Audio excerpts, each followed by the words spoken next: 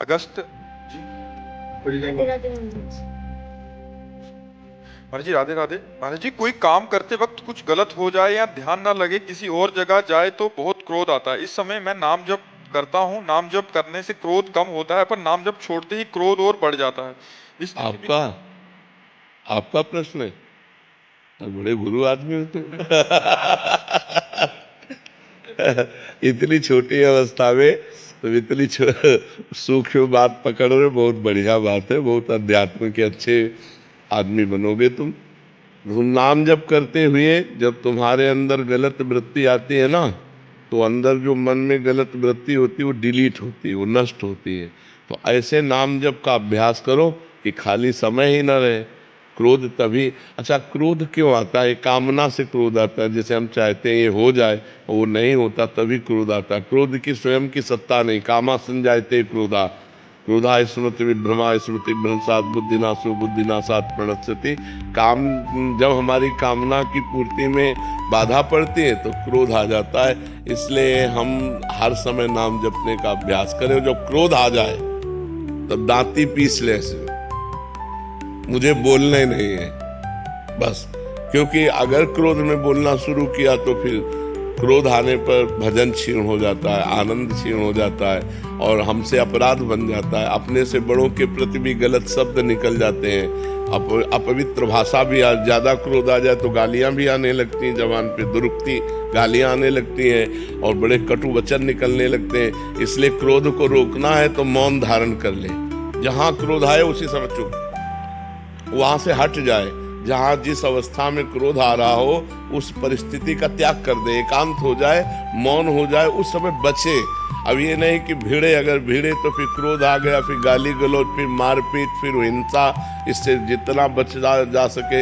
ये राक्षसी प्रवृत्ति है। क्रोध जो है ये आसुरी प्रवृत्ति है, ये नाश कर देती है। इसलिए सबको इससे बचना चाहिए। जिस समय क्रोध आ जाए उस समय मौन हो जाओ, जिस समय क्रोध आ जाए उस समय हट जाओ। जिस समय क्रोध आवे जोर जोर से राधा राधा बोलने लगो, क्रोध शांत हो जाएगा। मंजीत सिंह जी गुड़गांव से। श्री हरिवंश महाराज जी आपके चरणों में कोटि कोटि प्रणाम। गुरुदेव, कुछ समय पहले तक शराब और गंदे आचरणों से लिप्त था, फिर 6 महीने पहले श्री जी की कृपा से आपकी शरणागति मिली, शराब छूट गई, भोजन भी सात्विक हो गया, नाम जप भी खूब बढ़ा, परंतु मैंने अपने घर में उसका वखान करना शुरू कर दिया, जिससे नाम जप अभी थोड़ा कम होना शुरू हो गया। महाराज जी श्री जी से क्षमा मांगी, पुनः नाम जप करना भी शुरू हो गया, परंतु महाराज जी क्रोध पर काबू नहीं पा पाता, जिससे बाद में घंटों पश्चाताप में जलता रहता हूँ, नाम जप भी कम हो जाता है। ऐसी स्थिति को सामान्य लाने के लिए बहुत समय लग जाता है। हाँ, नाम जब बढ़ाइए और जब क्रोध आवे तो हम क्रोध को परीक्षा समझें कि भगवान मेरी परीक्षा ले रहे हैं, मुझे क्रोध नहीं करना है। ये भजन के विघ्न है। काम, क्रोध, लोभ, मोह, मद, मत्सर, अहंकार नहीं करना, ईर्ष्या नहीं करना, परिवार से मोह नहीं करना, क्रोध नहीं करना, काम भावना से किसी पराई स्त्री को नहीं देखना। तो जब हमारा मन क्रोध में आवे तो सावधान, राधा राधा राधा राधा राधा, बोलना नहीं, हमें उस विषय में नहीं बोलना। वो ऐसे हट जाना है जैसे हम अभी बात ही नहीं कर रहे थे। बिल्कुल पीछे तुरंत मुड़िए, हटिए और चल दीजिए। उत्तर चाहे बालक क्यों न हो, उस समय हट जाइए, फिर बाद में समझाइए। क्रोध के लिए उस समय वो स्थान, वो परिस्थिति आपको छोड़नी पड़ेगी। नहीं तो जहां प्रति उत्तर हुआ तो गालियां आएंगी, फिर वो क्रोध अपना स्वरूप प्रकट कर देगा। वो बुद्धिमानी यही कि तुरंत मौन हुई और वहां से हट जाइए। अपने बच्चों को भी डांट देते हैं, मैं इतना चलता हूँ। हम ये कह रहे हैं कि बच्चों को डांटने का नाटक किया जाता है क्रोध का। तो अगर ऐसे गलत बात किए तो, और समझ रहे हो, अगर पढ़ाई ठीक से नहीं की ना तो आप, हमें अंदर कोई क्रोध नहीं है। क्रोध का नाटक करना और क्रोध होना, ये थोड़ा अंतर है। बच्चे में क्रोध को करना होता है, परिवार में क्रोध करना होता है, जरूरी है। जैसे छोटे छोटे बच्चे हैं, अगर वो भयभीत हमसे नहीं हुए, थोड़ा थोड़ा भय होना जरूरी। यार अगर हमने जो पापा ने कहा वो पाठ नहीं तैयार किया तो मारेंगे, यार हम कोई गलती करेंगे हमारे पापा जानेंगे, उनको भय होना जरूरी। भय से वो सत मार्ग में चलेंगे, लेकिन इतना भय भी नहीं कि वो आपसे दूरी बना ले। कभी मित्रवत व्यवहार करके ऐसे बैठते हैं, खेलते हैं कि वो अपनी छोटी सी छोटी कमियां भी आपको बता दें, और कभी पिता की तरह हम होकर उनको डांटते हैं, जिससे वो भयभीत होकर के असत मार्ग का त्याग कर दें। लेकिन हमें क्रोध का नाटक करना है, क्रोध नहीं करना। जैसे शिष्यों से करना पड़ता है, तो ये अगर हमको उस समय सोचो तो 100 में 100% हम क्रोधित नहीं हैं। हम अपनी नौकरी निभा रहे हैं, हमें गुरु भाव से उन्होंने स्वीकार किया। अगर उनकी गलतियां बन रही तो हमारा कर्तव्य है उनको डांट करके अच्छे आचरणों में युक्त करना। ऐसे आप पिता है, अगर अपने पुत्र को अच्छे आचरणों से युक्त करना है तो कभी कभी क्रोध का नाटक करना पड़ता है। तो अगर पिता का शासन पवित्र है तो अब आजकल शासन ही नहीं रह गया है।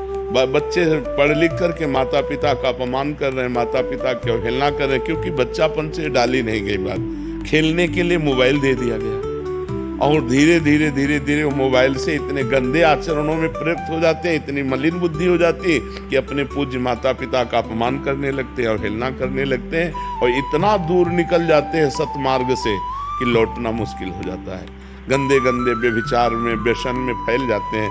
तो ये क्रोध करना अनिवार्य है, पर क्रोध अंदर से नहीं, बाहर से नाटक करना है। क्रोध का नाटक करना है, अंदर से करोगे तो आप परेशान हो जाओगे।